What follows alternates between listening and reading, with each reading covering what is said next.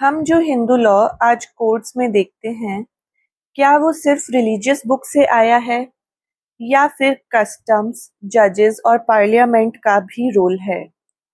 आज इस वीडियो में हम डिटेल में समझेंगे सोर्सेज ऑफ हिंदू लॉ, जो फैमिली लॉ का एक बहुत इम्पोर्टेंट टॉपिक है। अगर आप लॉ स्टूडेंट हो, जुडिशरी एस्पिरेंट हो या लीगल नॉलेज में इंटरेस्ट रखते हो, तो ये वीडियो आपके लिए बहुत यूज़फुल होने वाली है। Hello everyone, welcome to my channel. मैं हूँ एंजेला और आज हम डिस्कस करेंगे sources of Hindu law, which includes ancient sources and modern sources. इसके अलावा हम ये भी पढ़ेंगे ओरिजिन ऑफ हिंदू लॉ और एंड में क्विक रिवीजन भी करेंगे। तो इस वीडियो को एंड तक ज़रूर देखना। तो अब हम बात करते हैं कि सोर्सेज ऑफ हिंदू लॉ का मतलब क्या होता है। सिंपल वर्ड्स में सोर्सेज ऑफ हिंदू लॉ मतलब वो ओरिजिन्स या फाउंडेशंस जहां से हिंदू लॉ डेवलप हुआ है। हिंदू लॉ एक बहुत एंशियंट लीगल सिस्टम है जो ग्रेजुअली इवॉल्व हुआ रिलीजियस टेक्स्ट से, कस्टम से, जुडिशियल डिसीजन से और मॉडर्न लेजिस्लेशन से। हिंदू लॉ को एक डिवाइन ओरिजिन माना गया है। कुछ थ्योरी सजेस्ट करती है कि जो हिंदू लॉ है वो वेदास से डिराइव हुआ है, लेकिन कुछ ज्यूरिस्ट ये भी मानते हैं कि जो हिंदू लॉज है वो टोटली बेस्ड है किस पर, कस्टम्स पर और यूसेज पर।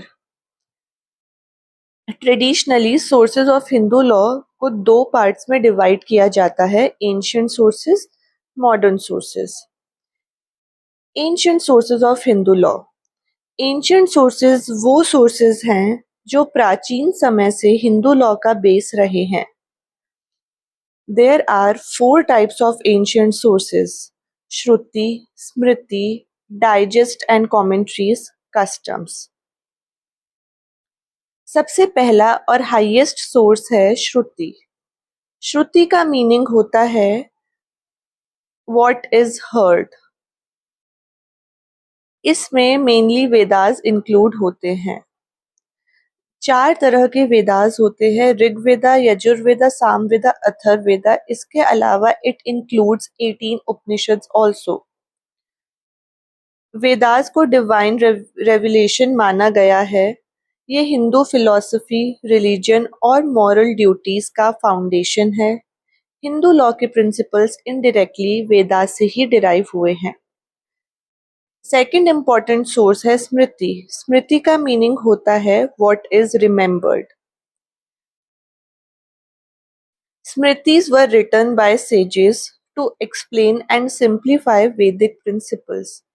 Some of the most important examples of Smritis are Manu Smriti, Yajnavalkya Smriti, Narad Smriti, etc. इनमें marriage, inheritance, property, duties, punishment जैसे टॉपिक एक्सप्लेन करे गए हैं।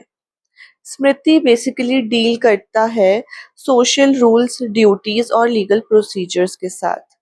यज्ञवल्क्य स्मृति को स्पेशली बहुत इम्पोर्टेंट माना जाता है क्योंकि कमेंट्रीज और स्कूल्स बाद में इसी पर बेस्ड थे।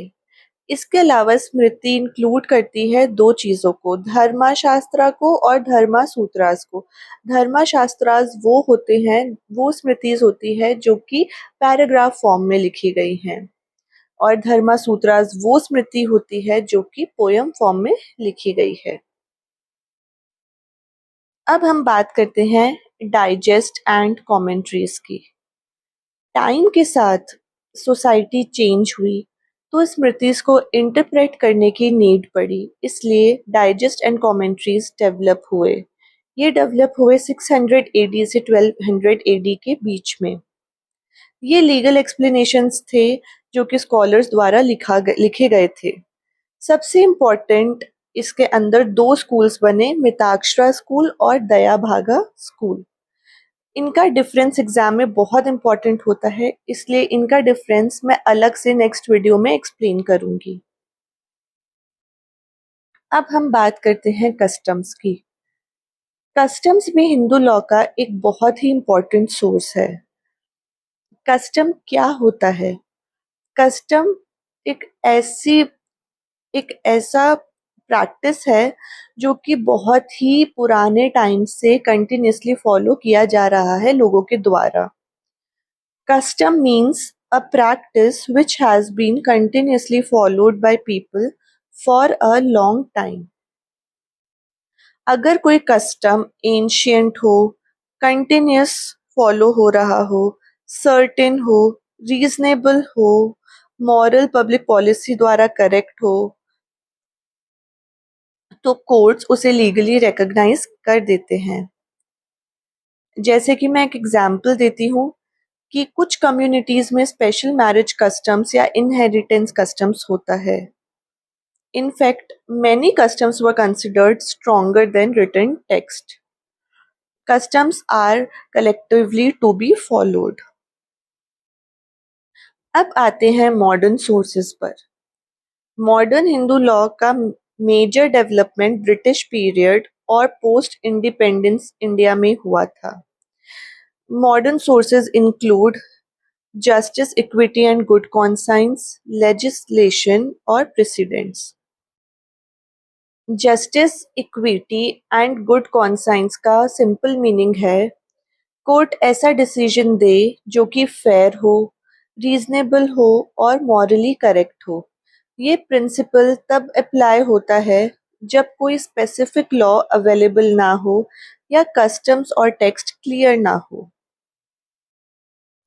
जैसे कि मैं एक एग्जांपल देती हूँ, अगर किसी डिस्प्यूट का आंसर रिटन लॉ में डायरेक्टली ना हो तो कोर्ट फेयरनेस और कॉन्साइंस के अकॉर्डिंग जजमेंट दे सकता है। अब हम बात करते हैं लेजिस्लेशन की। Today the most important source of Hindu law is legislation. Independent India के बाद पार्लियामेंट ने हिंदू पर्सनल लॉज को कोडिफाई किया।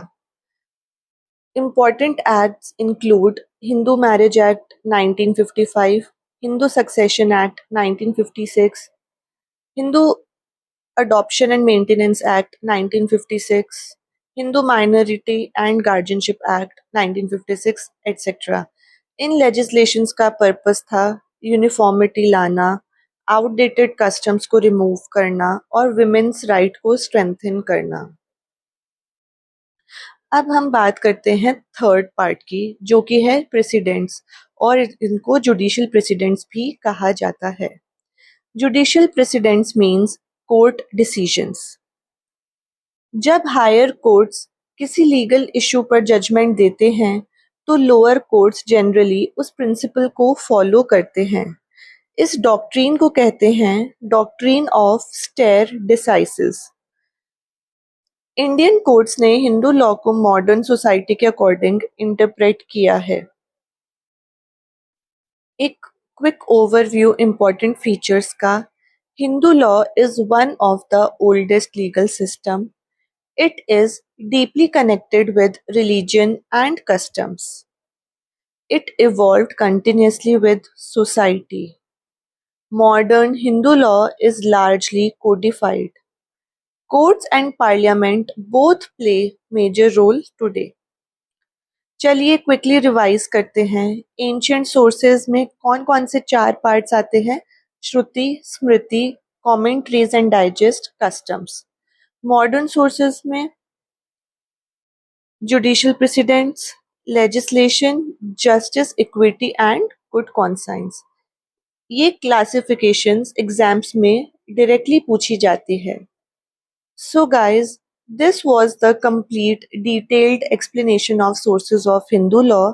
अगर आपको ये वीडियो हेल्पफुल लगी हो तो लाइक करो, शेयर करो और चैनल को सब्सक्राइब ज़रूर करो for more law lectures in easy language. अब आप नेक्स्ट किस टॉपिक पर वीडियो चाहते हो कमेंट्स में ज़रूर बताना। Thank you for watching.